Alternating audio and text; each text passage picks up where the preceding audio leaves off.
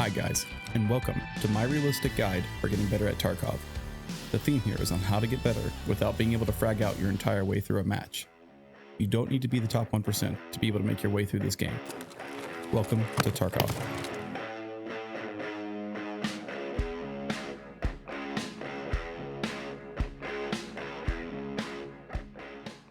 Okay, so let's talk about some of the post-raid stuff.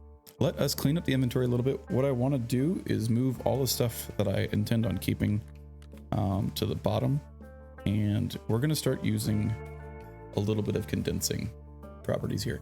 Now, you generally want to be able to walk out with gear. That's absolutely for sure. But having an ability to manage your inventory is significantly more helpful in the beginning of the game. So stuff like commando rigs, right? If you pay attention to this, right, it's a 3x4 grid. That's obviously 12 slots, but it holds 16 items. So it tends to be a very useful effect for organization. What we're going to do is just drag some of our food items in here, and that's where it's going to sit for a while. Anything that doesn't have an immediate quest or raid use, we're probably going to sell. So stuff like this ripstop is going to get yeeted very shortly here. We do have some additional bullets here. We're probably going to use those, so I'm just going to go ahead and organize these up here. When we are in raid, so this we're going to sell, right? It's a 6 slot item for a 6 slot container. So we don't really need to hold on to that.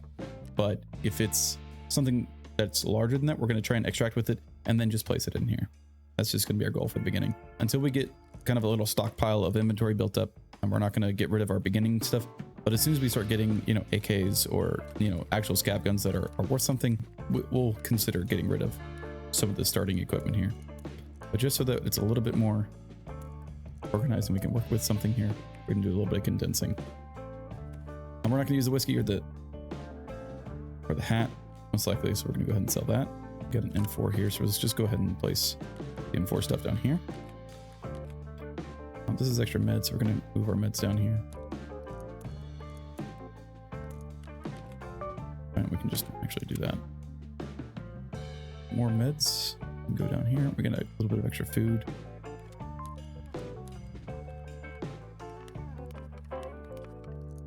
And here's some more bullets. Okay, these grenades, they actually are good for some crafts later on. We might not keep them. Just kind of depends. And this armor we can keep for subsequent uses.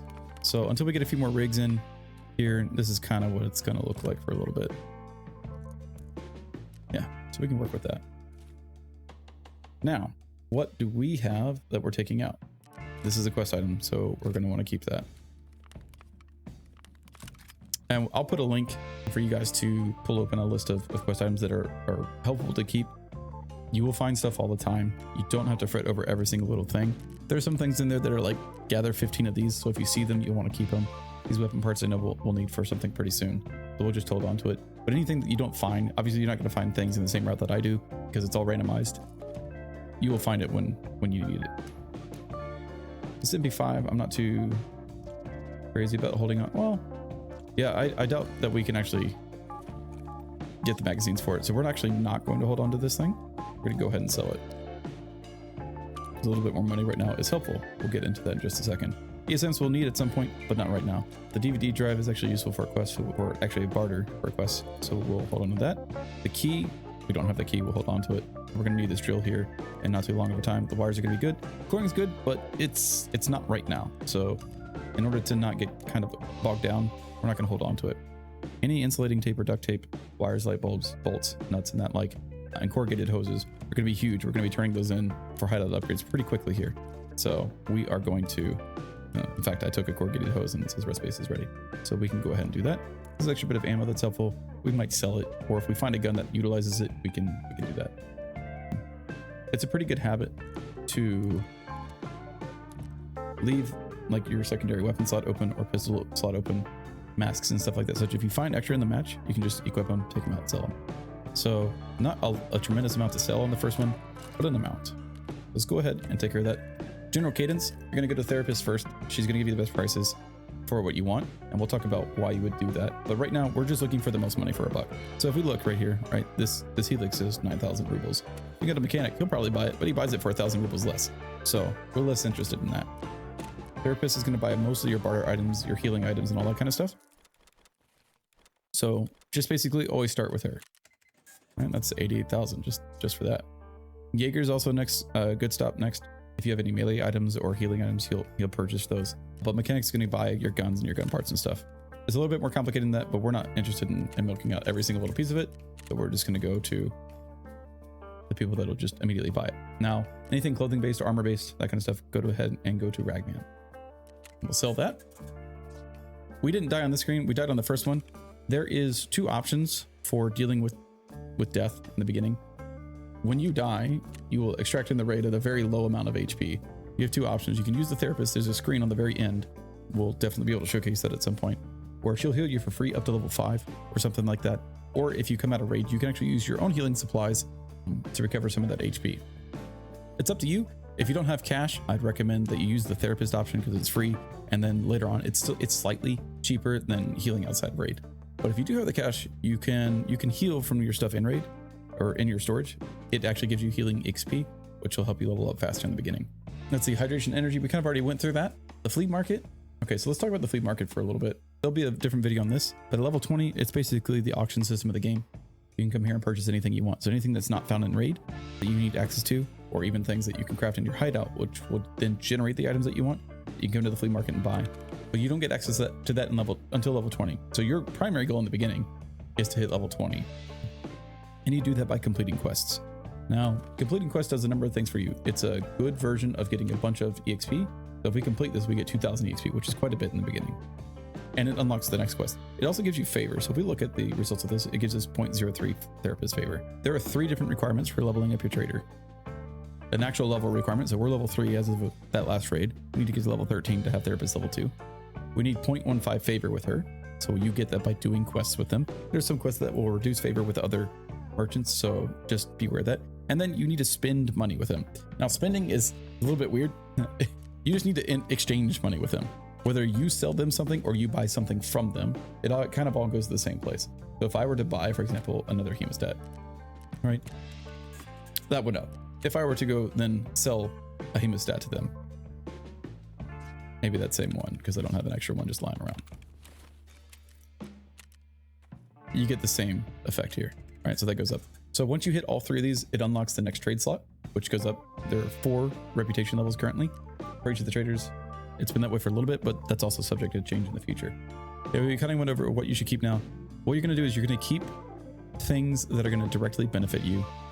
With the changes of the Flea Market of the patch not being at level 10 anymore, by the time you hit level 20, kind of gotten a lot of the barter items you need in the beginning. You'll be collecting them for longer. So there's less crazy trades to be made.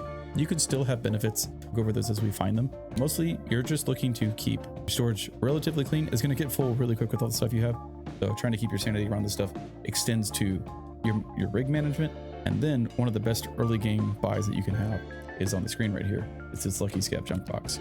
So this is probably my first major purchase I would recommend you taking, because it gives you this much extra space for 16 slots in your stash, and it holds all of these barter items. So we kind of want to hit that 1.1 million marker rather quickly. Outside of that, I'd be collecting gear or weapons to take into your next raid. And that's just the general cadence of it.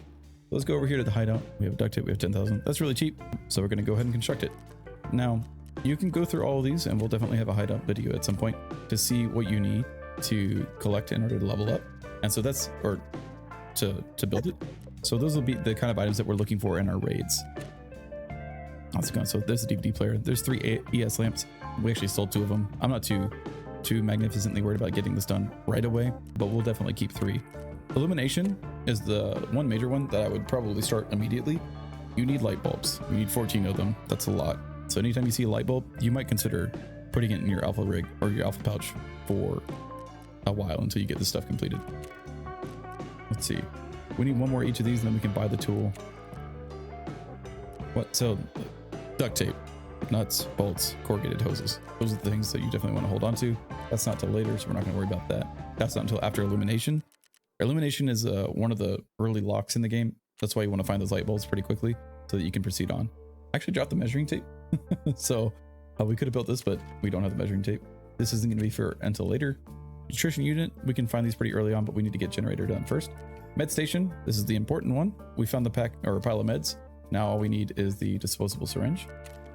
Libraries later on. Lavatory, toilet paper, toothpaste, and soap. This will give us some unlocks around general items that we would want to have access to, just not immediately. Intelligence Center, we don't need to worry about. Heating, we need 2 matches. That's just a unlock to get to other unlocks.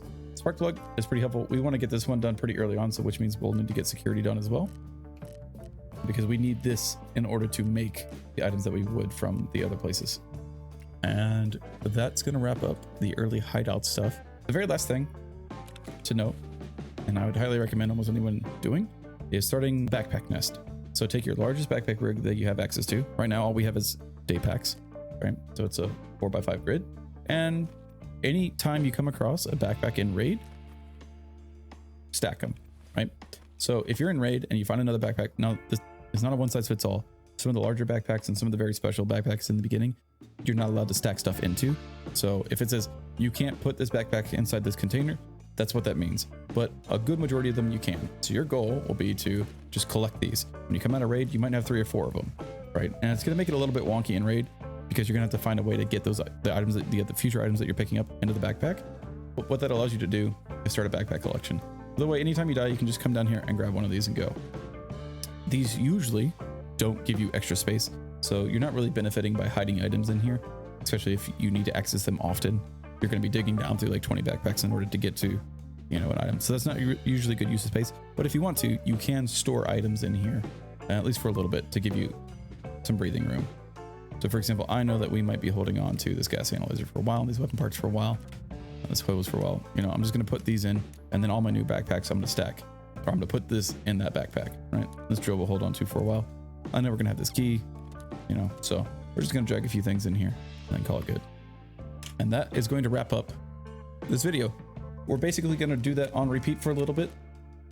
You know, feel free to run customs as much as you want. You're looking for these shotguns and these Slaywas, right? You want to unlock the quest progression, and getting these last 2 scavs is going to be important for that piece. Otherwise, the next step is going to go to woods. We're going to go unlock Jaeger, and that's really when the game's going to start opening up for us. And if you want to see some of this stuff in action, you can come check me out on Twitch, twitch.tv/TexasDeviant, where I'm streaming most days of the week. Hope to see you there.